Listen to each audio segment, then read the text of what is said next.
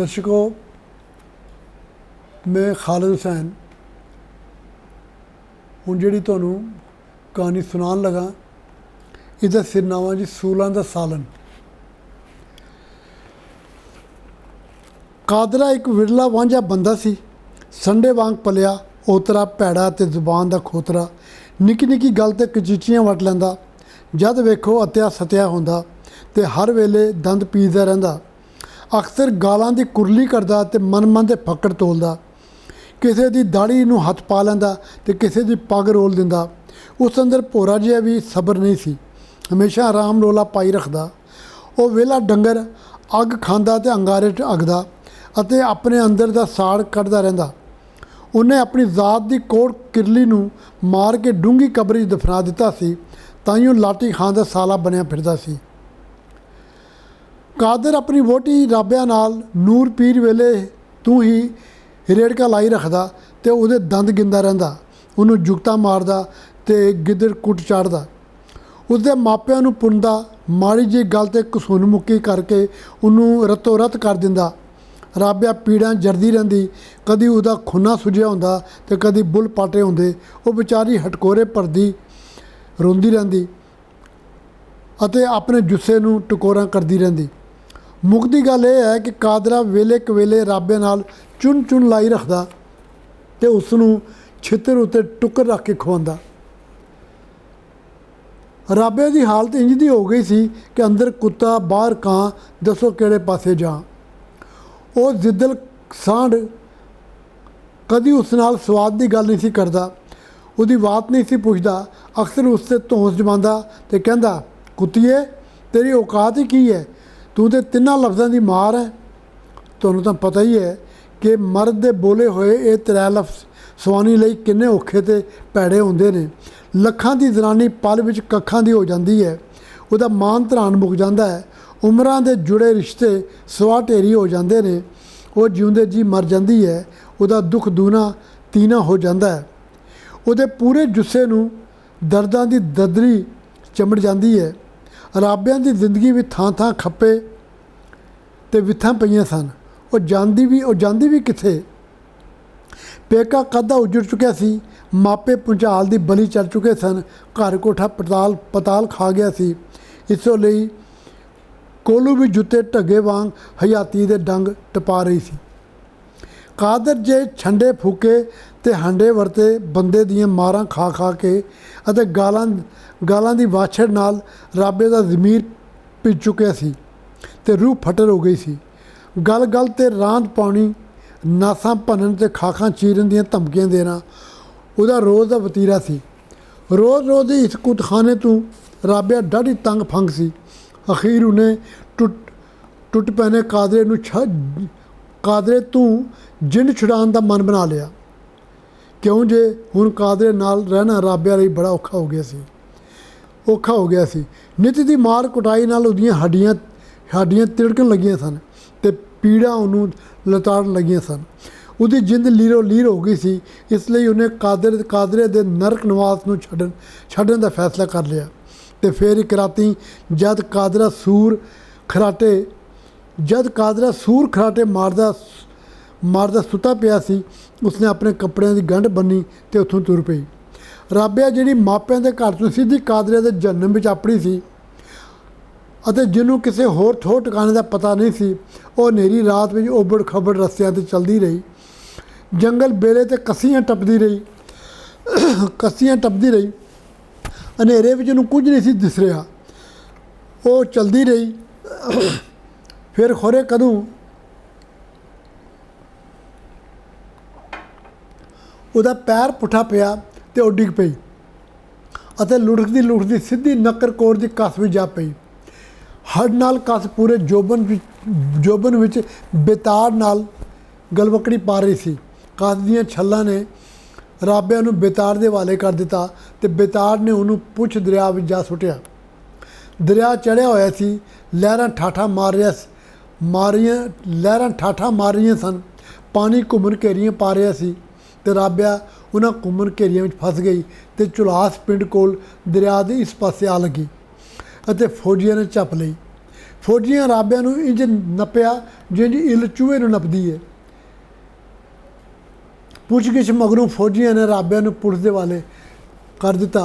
Police ने अपने ढंग नाल हवालात विच तफ्तीश की अते वीज़े ते परमिट बगैर सरहद टप के साडे देश विच वड़न दा दोष ला के चलान अदालत विच पेश करता।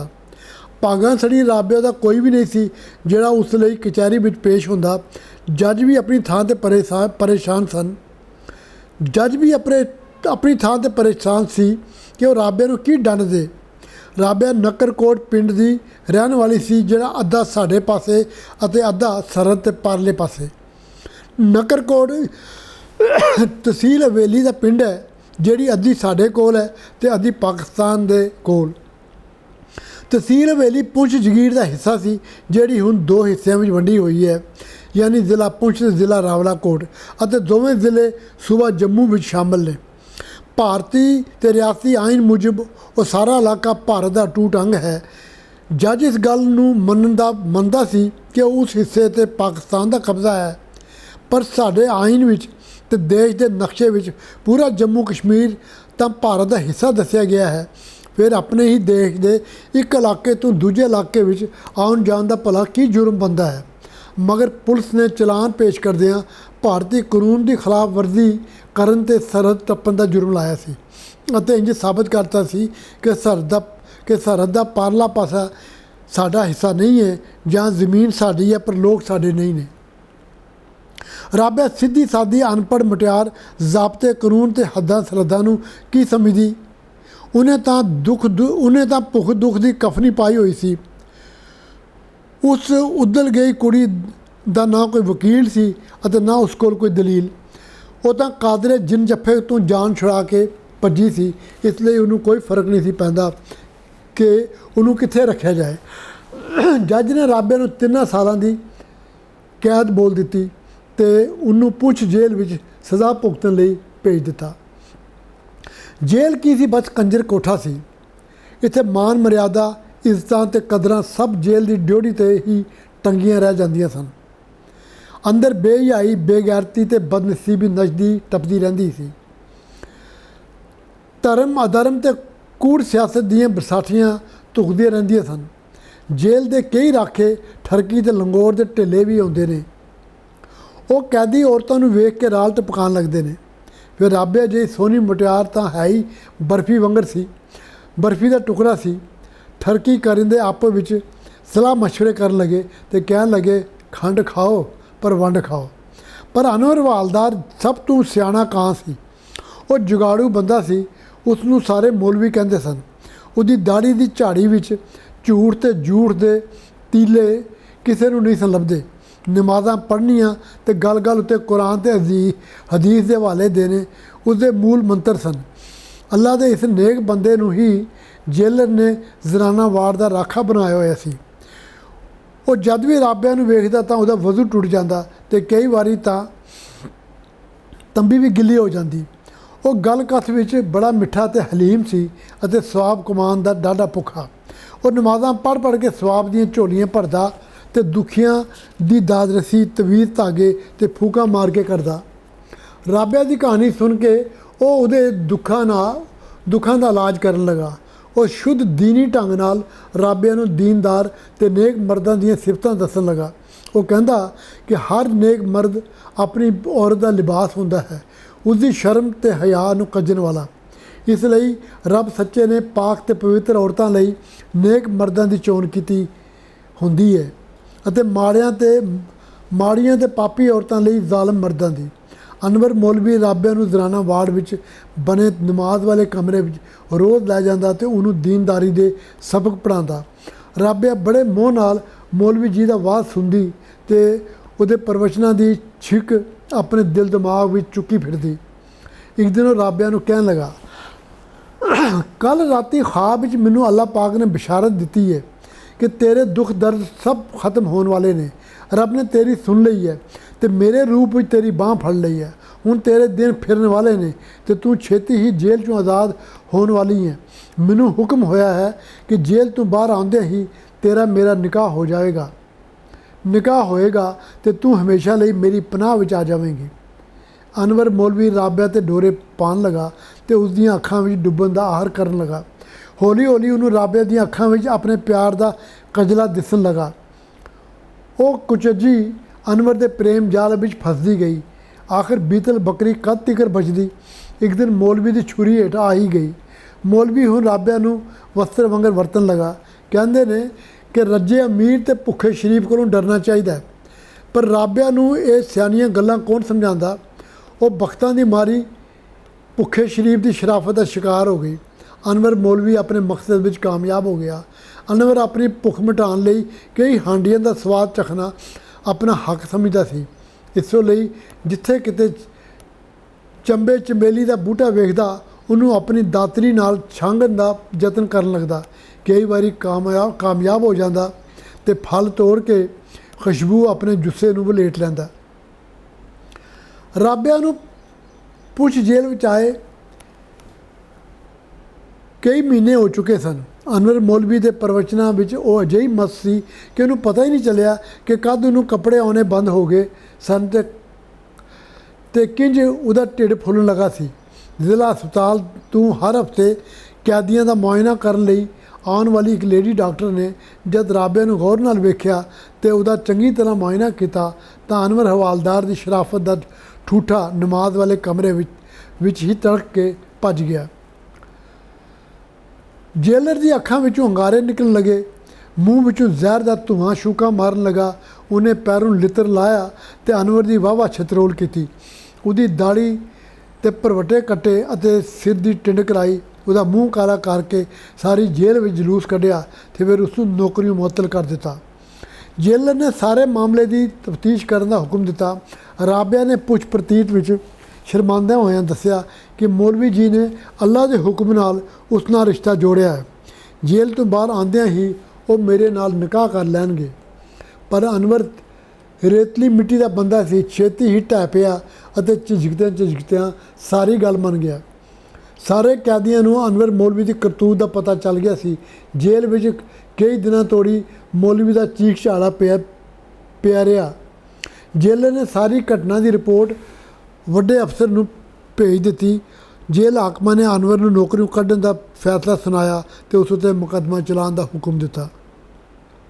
ਰਾਬਿਆ ਨੇ ਜੇਲ੍ਹ ਵਿੱਚ ਹੀ ਇੱਕ ਕੁੜੀ ਨੂੰ ਜਨਮ ਦਿੱਤਾ। ਉਹਦਾ ਨਾਂ ਸੂਫੀਆ ਸੀ। ਉਹਦਾ ਨਾਂ ਸੋਫੀਆ ਰੱਖਿਆ ਗਿਆ। ਰਾਬਿਆ ਬੜੀ ਖੁਸ਼ ਸੀ। ਉਹ ਆਪਣੀ ਧੀ ਨੂੰ ਬੜੇ ਚਾਵਾਂ ਨਾਲ ਪਾਲਣ ਲੱਗੀ। ਉਹ ਸੋਫੀਆ ਨੂੰ ਪਿਆਰ ਕਰਦੀ, ਉਹਨੂੰ ਚੁੰਮਦੀ, ਉਹਨੂੰ ਕੁੱਛੜ ਚੁੱਕੀ ਰੱਖਦੀ, ਉਹਨੂੰ ਲੋਰੀਆਂ ਸੁਣਾਉਂਦੀ। ਪਰ ਅਨਵਰ ਮਾਈ ਦੇ ਖਿਲਾਫ ਇੱਕ ਕੈਦੀ ਔਰਤ ਨਾਲ ਨਾਜਾਇਜ਼ ਜਿਨਸੀ ਰਿਸ਼ਤਾ ਬਣਾਉਣ ਤੇ ਜੇਲ੍ਹ ਜ਼ਾਬਤੇ ਤੇ ਸਰਕਾਰੀ ਕਾਨੂੰਨ ਤੋੜਨ ਦੇ ਜੁਰਮ ਵਿੱਚ ਮੁਕੱਦਮਾ ਚਲਾਇਆ ਗਿਆ ਤੇ ਉਸ ਨੂੰ 10 ਵਰ੍ਹਿਆਂ ਦੀ ਕੈਦ ਹੋ ਗਈ। ਅਨਵਰ ਮੌਲਵੀ ਦੀ ਕੈਦ ਦਾ ਸੁਣ ਕੇ ਰਾਬਿਆ ਬੜੀ ਤੜਫੀ ਸੀ, ਰੋਈ ਸੀ, ਪਰ ਕੀ ਕਰ ਸਕਦੀ ਸੀ। ਜੇਲ੍ਹ ਦੇ ਵੱਡੇ ਹਾਕਮ ਦੇ ਹੁਕਮ ਮੁਤਾਬਕ ਅਨਵਰ ਨੂੰ ਕਠੂਆ ਜੇਲ੍ਹ ਵਿੱਚ ਰੱਖਿਆ ਗਿਆ ਸੀ। ਸੋਫੀਆ ਮਾਂ ਦੀ ਕੁੱਛੜ ਚੋਂ ਨਿਕਲ ਕੇ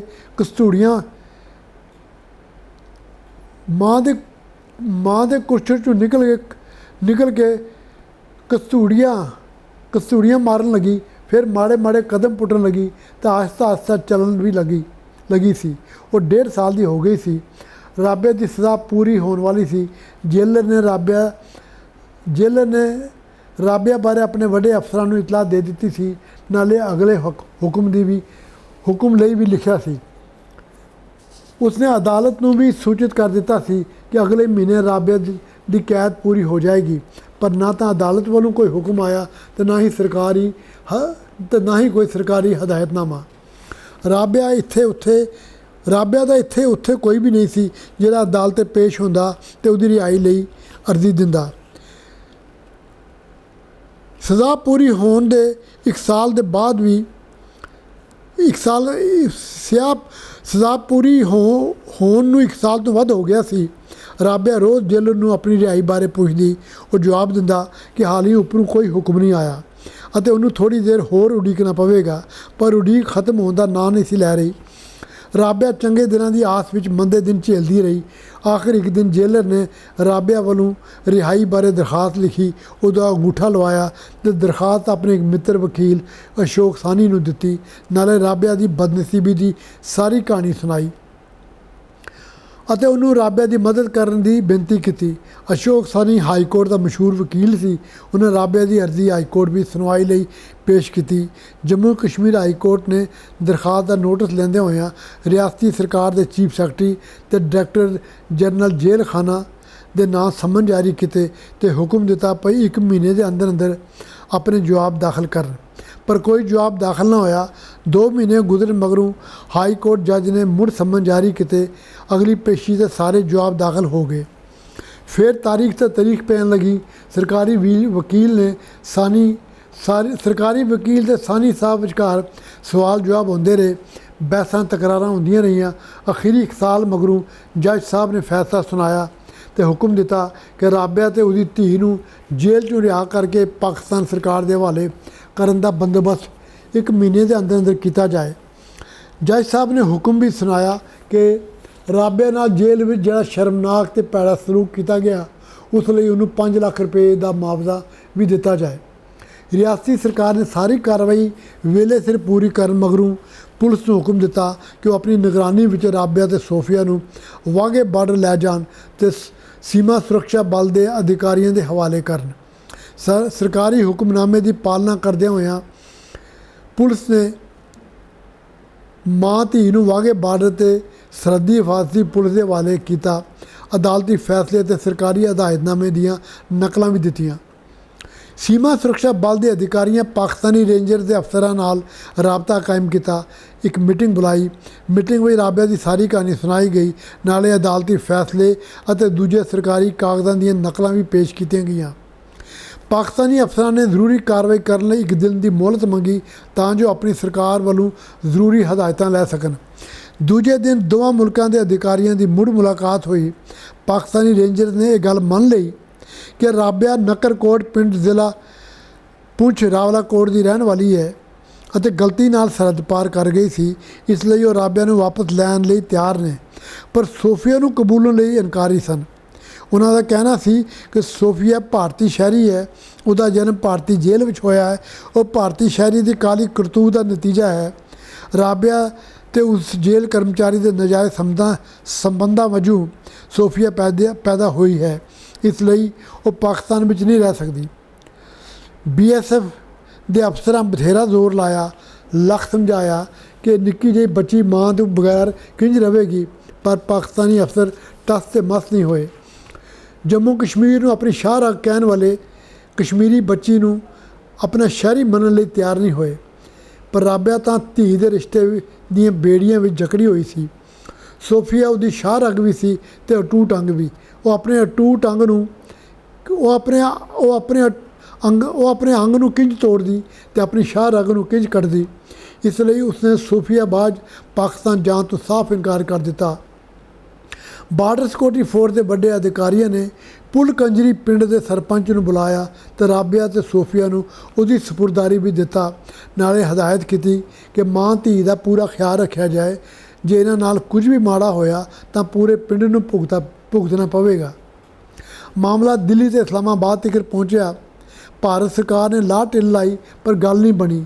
ਕਹਿੰਦੇ ਨੇ ਕਿ ਜਿਨ੍ਹਾਂ ਦੇ ਸਿਰ ਮਿੱਠੇ ਹੋਣ ਉਹਨਾਂ ਦੀ ਸਰਦਾਰੀ ਵੀ ਮਿੱਠੀ ਹੁੰਦੀ ਹੈ, ਪਰ ਸਾਡੇ ਦੋਵਾਂ ਪਾਸੇ ਸਿਰਾਂ ਵਿੱਚ ਕੂੜ ਕੁੜੱਤਣ ਦਾ ਭੋਅ ਭਰਿਆ ਹੋਇਆ ਹੈ, ਜਿਸ ਦੀ ਸਰਾਂਡ ਨਾਲ ਲੁਕਾਈ ਕਸਰੀ ਪਈ ਹੋਈ ਹੈ।